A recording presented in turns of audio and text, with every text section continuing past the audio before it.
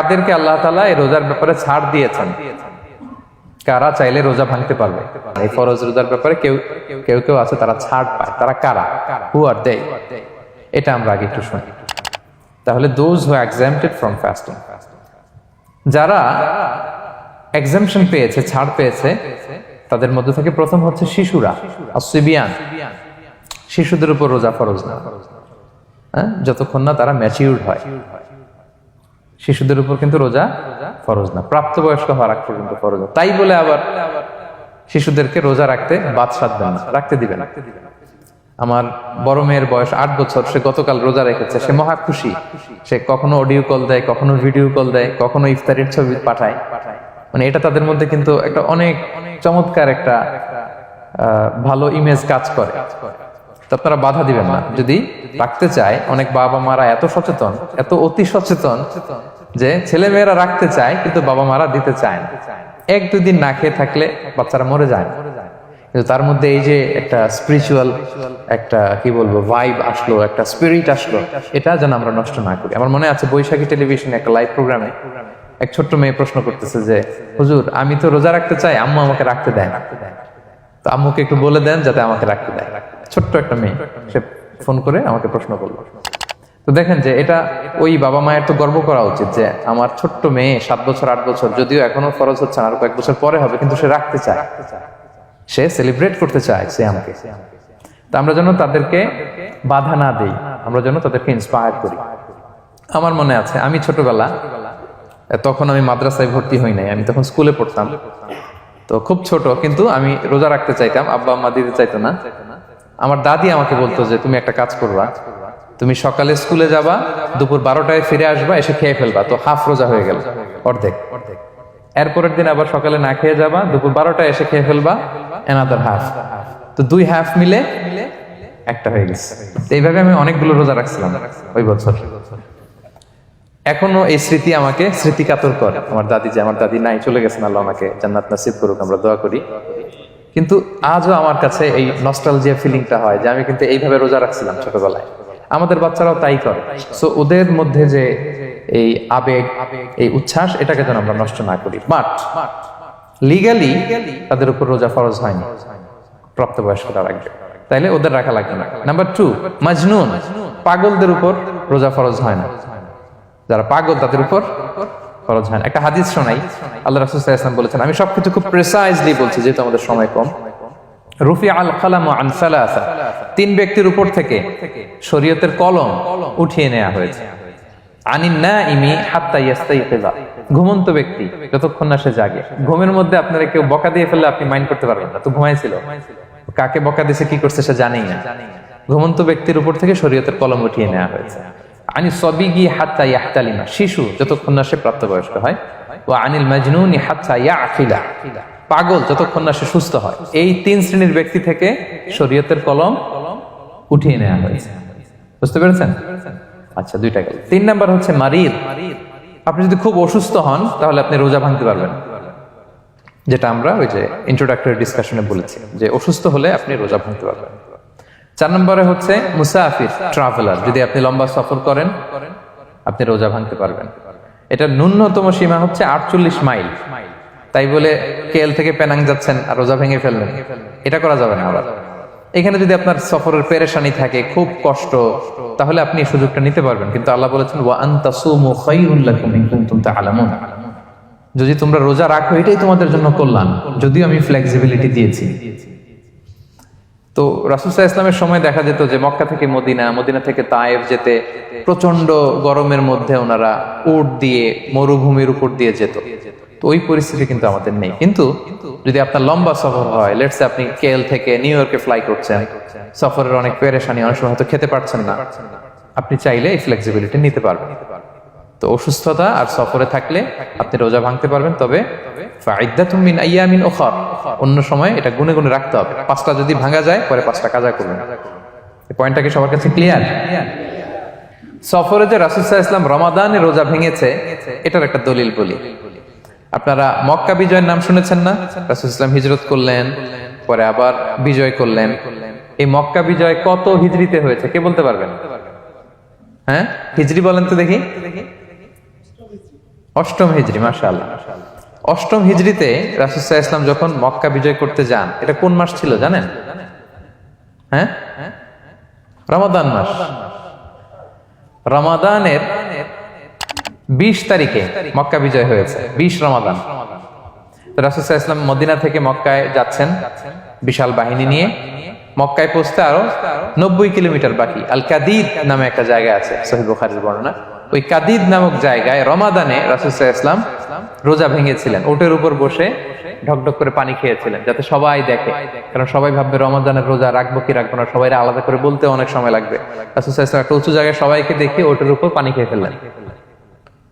ফলে রাসূলের দেখা দেখি সব সাহাবারা পানি খেয়ে রোজা ভেঙে ফেললো। এটা কোন মাস ছিল? সবাই বলতে হবে কোন মাস? রমাদান। রাসূল সাল্লাল্লাহু আলাইহি ওয়াসাল্লাম সফরে ছিলেন, ফলে তিনি রোজা ভেঙেছেন। দলিল পাইছেন? হ্যাঁ, আচ্ছা, সংক্ষেপ করে দিচ্ছি, লম্বা কথা সংক্ষেপ করে দিচ্ছি। আর কোরআনের আয়াত তো শোনালামই আমি, ফামান কানা মিনকুম মারিদান আও আলা সাফার ফাইদ্দাতুম মিন আইয়ামিন উখরা। কেউ যদি অসুস্থ হয় কিংবা ট্রাভেল করে, চাইলে রোজা ভাঙতে পারবে, তবে গুনে গুনে পরে আদায় করে নিতে হবে। এই যে গুনে গুনে পরে আদায় করে নিতে হয়, এটারে বলে আরবিতে কদা, বাংলায় আমরা যেটাকে কাজা বলে অভ্যস্ত। বাংলা আমরা কি বলি? একটু কথা বলেন আমার সাথে, বাংলায় কি বলি? কাজা বলি। তো আপনি অসুস্থতার কারণে যদি রোজা ভেঙে ফেলেন, পরে এগুলো কাজা করবেন। সফরের কারণে যদি রোজা ভেঙে ফেলেন, পরে আপনি কাজা করবেন। 5 নম্বরে যাদেরকে এক্সাম্পশন দেওয়া হয়েছে, ওটা আমি আয়াতে বলেছি। আরবিতে এদেরকে বলে আল হারাম, মানে very old man or women, খুবই বয়োবৃদ্ধ, অতিবৃদ্ধ মানুষ, 100 বছর 105 বছর এরকম আমাদের কিছু মুরব্বীরা আছে না, ওনাদেরকে খাবার দিলে খেতে পারে না, কাউকে চিনে না, ওনাদের জীবনের স্বাদ আল্লাহ সব শেষ, বিদায়ের সময়। ওই সময় উনি আর কি রোজা রাখবেন? এজন্য আল্লাহ তাআলা ওনাদেরকে ছাড় দিয়েছে।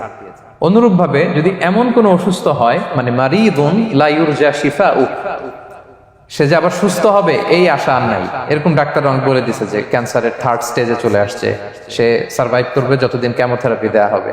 তো শেষের দিকে সে অনেক অসুস্থ, অনেক ড্রাগস নিতে হয়, ওষুধ খাইতে হয়, তার আর সুস্থ হওয়ার সম্ভাবনা নাই। এই 2 শ্রেণীর লোকদের জন্য ছাড় দেয়া হয়েছে, তাদের কাজা করা লাগবে না, কারণ কাজা তো করতেই পারবে না। কি বলেন?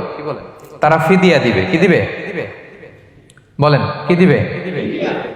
ফিদিয়া। ফিদিয়া হচ্ছে প্রত্যেকটা রোজার জন্য একজন মিসকিনকে 2 বেলা করে খাওয়ানো। আই রিপিট, একটা রোজার জন্য একজন মিসকিনকে 2 মিলস, বাস হয়ে গেল। 30টা যদি উনি রাখতে পারে নাই, আপনি একজন মিসকিনকে 30 বেলা 2 মিল খাওয়াতে পারেন, অথবা 30 জনকে 2 বেলা খাওয়াতে পারেন, অথবা 60 জনকে 1 বেলা খাওয়াই দিতে পারেন, অথবা এই পরিমাণ টাকা দিয়ে দিতে পারেন। হিসাবটা সহজ হয়েছে না? লেটস সে মালয়েশিয়াতে একটা রেগুলার মিল নিতে কত লাগে? ধরেন যে মালাই দোকান বা মামাদের যে দোকানগুলো, একটা নাসি নিলাম, একটা আইয়াম নিলাম, একটা 100+ নিলাম, এই তো একটা প্যাক হয়ে গেছে। কত পড়বে? 10 রিঙ্গিট, রাইট? তাহলে 10 রিঙ্গিট হচ্ছে একটা মিল, আর 2টা মিল করলে 20 রিঙ্গিট। তাহলে প্রত্যেকটা রোজার জন্য 20 রিঙ্গিট করে আপনাকে ফিদিয়া গুনতে হবে। 30টা রোজার জন্য কত? 600 রিঙ্গিট। তাহলে ফিদিয়া ব্যাপারটা ক্লিয়ার হয়েছে সবার কাছে? আমাদের এরকম মুরব্বী যদি থাকে যারা রোজা রাখতে পারছেন না, তাদের জন্য আমরা এইভাবে ফিদিয়া আদায় করি। গেল।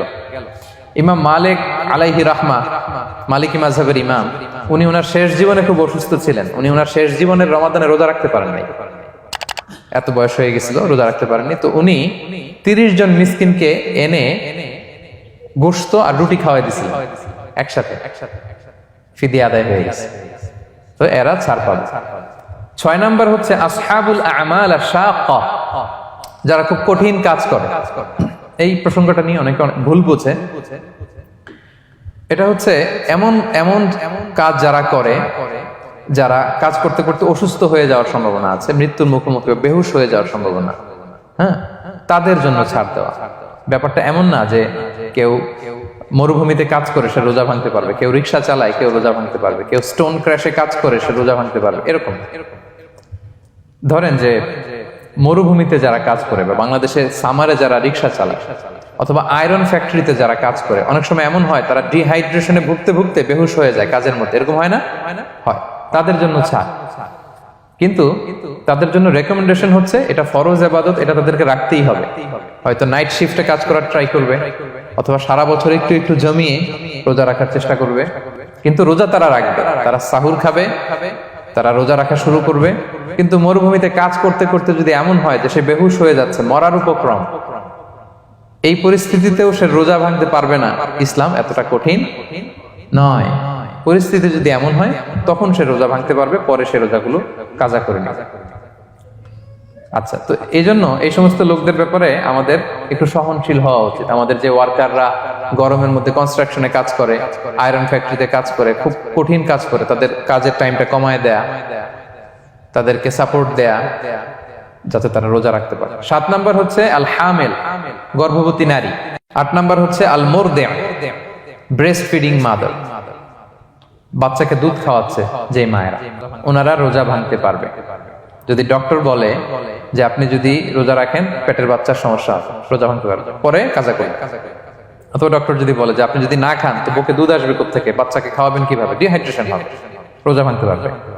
এটার দলিলটা শোনেন, সুনানে আবু দাউদের হাদিস, আল্লাহ রাসূল সাল্লাল্লাহু আলাইহি ওয়াসাল্লাম বলেছেন, ইন্নাল্লাহ আযজা ওয়া জাল্লা ওয়াদাআ আনিল মুসাফিরি শাতরাস সালাহ, আল্লাহ তাআলা মুসাফিরের জন্য নামাজকে অর্ধেক করে দিয়েছেন কসর, ওয়া সিয়ামা আনিল হামিলি ওয়াল মুরদি, আর গর্ভবতী নারী আর দুধ খাওয়াচ্ছে এমন মায়ের জন্য আল্লাহ সিয়ামকে এক্সাম্পশন দিয়ে দিয়েছেন, ছাড় দিয়েছেন, তারা চাইলে রোজা ভাঙতে পারবে। ক্লিয়ার? 9 নাম্বার হচ্ছে মেনস্ট্রুয়েশনাল পিরিয়ড যাদের হয়, যে বোনদের পিরিয়ড হচ্ছে মাসিক, রোজা রাখবে না, যতটা ভাঙ্গা গেল পরে আদায় করে নিবে। 10 নাম্বার হচ্ছে পোস্টপার্টাম পিরিয়ড, যেটা নিফাস বলে, আফটার বার্থ, এই বেবি ডেলিভারি, বেবি ডেলিভারির পরে আমাদের বোনদের যেই পিরিয়ডটা হয় সেই সময় ওনারা রোজা রাখবেন, কয়টা ভাঙলো গুনে পরে কাজা করে ফেলবে। এবং আম্মা জান আয়েশা রাদিয়াল্লাহু তাআলা আনহা উনি বর্ণনা করেন, কুন্না নাহিদু আলা আহদি রাসূলিল্লাহ, এটা একটা ন্যাচারাল প্রসেস, আমাদের আম্মা জান নবীদের স্ত্রীদেরও এটা হতো। তিনি বলতেন যে আমাদের যখন পিরিয়ড হতো, সুম্মা নাতহুর, এরপর যখন আমরা সুস্থ হয়ে যেতাম, ফায়ামুরুনা বিকাদাইস সিয়াম, রাসূল সাল্লাল্লাহু আলাইহি ওয়াসাল্লাম আমাদেরকে রোজাগুলো কাজা করতে বলতো, ওয়ালা ইয়ামুরুনা বিকাদাইস সালাহ, নামাজ কাজা করতে বলতো না। আমাদের বোনরা পিরিয়ডের কারণে যে নামাজগুলো চলে যায় এগুলো কিন্তু পড়তে হয় না পরে, কিন্তু রোজা যদি ভাঙা হয় সেগুলো কি করতে হয়, রাখতে হয়। একটা মজার হাদিস শোনেন, আম্মা জান আয়েশা রাদিয়াল্লাহু তাআলা আনহা বলেন যে আমার যে রমজানের ভাঙতি রোজাগুলো ছিল আমি সারা বছর রাখতাম না, আমি হাদিস পড়তে গেলে অনেক সময় লেগে যাবে, সারা বছর আমি রাখতাম না, এটা আমি শাবান মাসে রাখতাম। কোন মাসে? শাবান মাসে। কেন? কারণ রাসূল সাল্লাল্লাহু আলাইহি ওয়াসাল্লাম নিজেও রমাদানের পরে সবচাইতে বেশি নফল রোজা যেই মাসে রাখতেন সেটা হচ্ছে শাবান মাস। এই যে এই মাসের আগে যে মাসটা আমরা কাটায় আসলাম শাবান, এই শাবান মাসের প্রায় পুরো মাসে রাসূল সাল্লাল্লাহু আলাইহি ওয়াসাল্লাম রোজা রাখতেন। তো আম্মা জান আয়েশার যে ভাঙতি রোজাগুলো উনি সারা বছর না রেখে ওই সময় রাখতেন, হাজবেন্ড ওয়াইফ দুইজনেই রোজাদার। ব্যাপারটা সুন্দর না অনেক? দুইজনেই, যেহেতু আমার হাজবেন্ডও রাখতেছে তো আমিও এই টাইমে রাখি, এইভাবে উনি বুদ্ধি করে ওনার রোজাগুলো রেখে দিতেন, উনি শাবান মাসে রাখতেন। কারণ তিনি রাসূল সাল্লাল্লাহু আলাইহি ওয়াসাল্লামের ব্যাপারটা খেয়াল করতেন। এমন হতে পারে যে অন্য মাসে যদি উনি রোজা রাখেন দিনের বেলায়, রাসূল সাল্লাল্লাহু আলাইহি ওয়াসাল্লাম হয়তো আম্মা জান আয়েশা রাদিয়াল্লাহু তাআলা আনহা সঙ্গ পেতে চাইতে পারে দিনের বেলায়, সো এটা রাসূল সাল্লাল্লাহু আলাইহি ওয়াসাল্লামের জন্য কষ্টকর হবে, আর উনি তো রোজা রেখেছেন, সো উনিও প্ল্যান করে এমন সময় রাখতেন যে সময় রাসূল সাল্লাল্লাহু আলাইহি ওয়াসাল্লাম নফল রোজা রাখতেন, শাবানে রাখতেন। তো আমাদের বোনরা এই কাজটা করতে পারেন, শাবানে আপনারা এগুলো রাখতে পারেন। এই পয়েন্টটা শেষ। এই লোকেরা রোজা ফরজ হওয়ার পরেও ছাড় পাবে, আর যে সমস্ত ক্ষেত্রে ভাঙতে পারবে তারা পরে এগুলো কাজা করবে। কাজা মানে একটা রোজার জন্য একটা রাখা, একটার জন্য একটা রাখা। আর ফিদিয়া মানে কি একজন বলতে পারবেন? বলেন। মাশাআল্লাহ, একটা রোজার জন্য একজন মিসকিনকে 2 বেলা খাওয়ানো, আর 30টা রোজার জন্য 60 বেলা। এই তো হয়ে গেল, বুঝে গেছেন আপনারা।